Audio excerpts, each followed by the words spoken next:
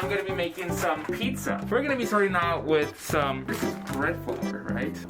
You're gonna need a few ingredients. Bread flour, instant yeast, some cornmeal, salt, some olive oil, extra virgin in my case, some oregano. I don't got kosher salt, so I'm using just regular salt, yes. I dropped my sugar, some sugar sticks, and some pizza sauce. Don't forget the mozzarella cheese.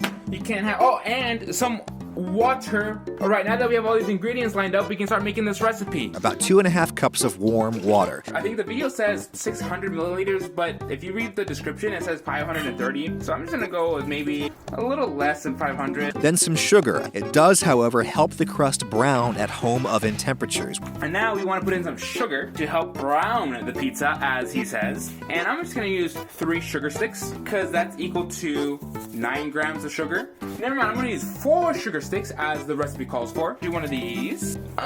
Oh no. Okay. Oh guys, I'm having problems here. Wait, hold on. I gotta watch this recipe video. There's a teaspoon of active dry yeast. 9 grams of instant yeast. That's milliliters. Fuck. I'm just gonna pour it straight into here. Gonna put in some olive oil. Maybe that's 2 tablespoons or something. So I think this calls for 30 milliliters of olive oil. That's a lot. 30 milliliters of olive oil. Not all of it went in, but I think it's more than enough. All right. So what I'm gonna do actually instead is put this giant bowl in on top of here, and I'm just gonna measure all the ingredients on it because it's a lot quicker. It's a lot safer. Tablespoon of salt.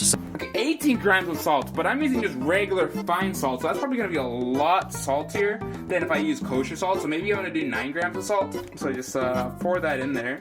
Yes, I'm using my fingers because, so we're gonna go with just 10 grams of salt. It's close enough for me, to be honest. And now Flour. So I got this variety. I don't know how to read that, but I'm assuming it says bread flour. Yeah, it's bread flour. 600 grams. 600. That's a lot. Throw that in there. Oh yeah. I should have definitely cut this recipe in half. Just enough flour. Oh shit. And I think we have just enough for dusting as well. Or I've seen a lot of people in the comments complain about the dough being way too wet. The description has different quantities compared to the actual video. So because of that, I have to use the description's quantities. Alright boys, so I had to put in the rest of my bread flour into this dough because it was just way too wet to handle, and no matter how much I played with it, it just wouldn't change consistency. Alright, so I made a chilling discovery. Apparently what I've been using is all-purpose flour this entire time. What are you? An idiot sandwich. I don't know if that makes an actual difference in terms of why it's so wet, so I had to add more all-purpose flour so I can try to get this just a little bit less sticky and easier to work with, because at the moment I am struggling. I've done what this recipe calls for. I've added extra flour and it's still not great, and I'm not sure what else to do to save it. So, okay, my camera person thinks that I should put in more flour, so that's exactly what I'm going to do. And now I can stretch it thin without it tearing. I'm gonna call it quits. I think it's good enough, honestly. If I kind of just get into it and just try to tear it apart, it's not tearing so easily. So I think this is the consistency that we want, which is really nice. I still think it's a little bit too wet, but you know what? I think we're in a really good spot, so I'm just gonna call it good. I need to split this up into 4 balls. 2 of them are gonna go into the fridge, and then 2 of them are gonna be for tonight. So, all right, so I'm gonna be putting in some olive oil into the bowl. The oil, I think, is to prevent stickiness. I don't fucking know, dude. I don't make pizza. The oil helps to keep the balls from drying out, which is especially important if you're going to keep these in the fridge for up to a week, as I do. I have this thing. Where'd it go? Where's my thing?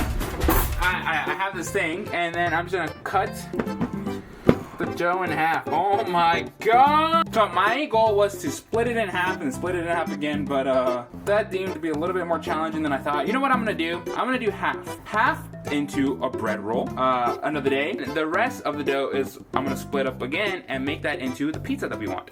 I don't know what I'm doing. It's kind of cool to just play with it, to be honest. It's kind of fun. So that's about 640 grams. Rub that oil everywhere. Make just a nice ball. drop it in there. Okay, I was gonna measure these out, but I ended up not even caring about the measurements. So what I'm gonna do now is, again, put it in here. Look at this monster. I'm gonna transfer this guy and put it in here. Yes, sir. Yeah. I gotta wash this thing. I never even used it, which is such a bummer. And then you could either rise them on the table for a couple hours and then bake them. And then we'll come back in a couple hours, and then we're gonna actually bake these doughs. I got the dough resting at the moment. Look how big that fucker is. Oh my gosh. It's huge. I also ended up having to go to the store and buying some salami. I wanted to get some pepperoni, but they don't have any in the store that I am around. So salami will do. I don't care if I offend people. I just want meat on my pizza, all right? You need a hot surface to bake on, and I have recently switched from a stone to a steel. So next thing is I have this little flat sheet that I'm just throwing in here. You want to get your oven as hot as it goes, though. I'm gonna max it out at 250 degrees Celsius. And I will preheat my steel for a full hour. Then just put it on for a whole 60 minutes. That's the video recommends me to do. We're back, and now we're going to... Wait a minute. Damn it, this is the right side up. Well, it's too late now. You need a granular matter to keep it from sticking, and I'm back to using cornmeal. Yes, sir. Now what I do is put a plate on there and then some flour on the plate. It's a small ass plate. I don't have anything bigger. Our dough's rising. We got one cloth for 2 doughs, and holy shit. I think this is massive. We thought we used bread flour for the recipe, but we didn't. Japanese is hard, so you know what? The only person to blame is the Japanese people. We're gonna grab this dough, and we're just going to... What did the recipe tell us to do? It coated in flour. Wet dough, gotta keep it from sticking. Right? Oh my gosh, flour is getting everywhere. Oh no, we wanna... Hey Siri, stop! We want to cover the dough in flour. I still prefer to just do the gravity stretch method. And just do this, right? Oh yes, oh yes. I don't know if what I'm doing is the right... No, the dough's breaking, boys. Let me give it a little squeeze. I want an oblong. Let's just elongate it a little bit. He says he likes a nice oblong shape, and it's really thick in some places and really thin in others. I am making more of a...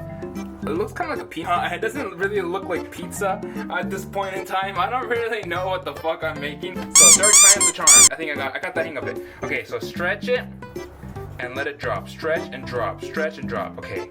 Give me 5 minutes and I'll come back to you. I've been at this for a little bit now. There's some spots where it's really thin, other spots where it's really, really thick. But you know what? I don't think we're gonna get that flat kind of pizza that we're looking for. Look how thin that is right there. I feel like it's gonna snap. I don't know what shape that is, but that is not pizza shape. I redid it a little bit. The center should be a little bit more thin, but now the edges should be a little bit thicker, and I should be able to loosen them up as I stretch them. But look at that. That's actually not too bad. Oh, that's not too bad. I think I can work with this. So let's do a little bit more cornmeal and then just flip it. It's not a perfect pizza shape, but you know what? I'm pretty happy with this. This is the Japanese tomato paste. It's pizza sauce. Okay, that's a lot more than I thought. Okay, so what I want to do is, just kind of give it a nice little spread. The pizza's a lot thicker than I wanted it to be, but at this point, I don't care. I am starving. Then the mozz. So what I want to do next is grab this big bowl of mozzarella and just split it in pieces. I do not have a cheese grater, so I can't grate this, but even if I did have one, I don't think this is the kind of cheese that can be grated like that, so I'm gonna have to just grab it and break it apart into pieces like so. Oh wait, I forgot one thing. I forgot the Parmesan cheese. Oh shit. Sprinkle on a little grated Parmesan under the mozz layer. So, oh my gosh, that's maybe a little bit too much, but you know what, it's fine. More cheese is always good. Next step is everybody's favorite step, salami time. I don't have any pepperonis, we're just gonna have to go with salami here. Alright, if you're offended, go away, I don't care. And we're just gonna call that good, and just gonna add in a little bit more Parmesan cheese and a little bit more mozzarella cheese. Yes, sir. We want to put this pizza into the oven, right into here. Shimmy it out onto the steel. Okay guys, I'm a little scared because I've never done this before. My thing is a little bit big, but let's go. Let's go. Did I get it? The shape broke a little bit, but at least I was able to put most of it inside. And now we're just gonna cook this for about, 7-8 minutes? So I'll come back to you guys in 7 and 8 minutes. I don't know if you guys can see that. It's been about 12 minutes now, and I think it's almost ready. It's been approximately 14 minutes now in this little toaster oven, and now we're gonna see.